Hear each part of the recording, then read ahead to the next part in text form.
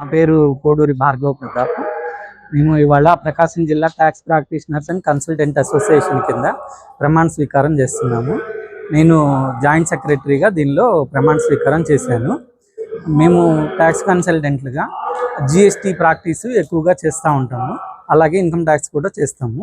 మేము డీలర్లకి డిపార్ట్మెంట్కి మధ్య వారధులుగా మేము income tax returns, GST returns filing చేస్తూ ట్యాక్స్లు సకాలంలో పే చేస్తూ సొసైటీకి మేము అందరికీ ఉపయోగపడే విధంగా మేము ఉన్నాము.